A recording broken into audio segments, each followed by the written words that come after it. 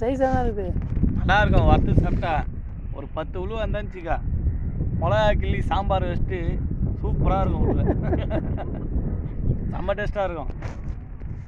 இங்கே பாருங்க எவ்வளோ அப்படி பல்லு பாரு, பல்லுதா பல்லு கையை வச்சா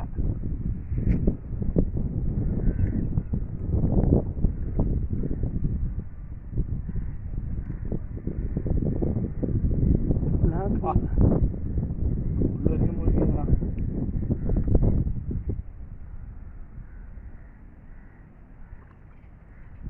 குடல் குந்தாணி கிந்தாணி எல்லாம் வந்துச்சு.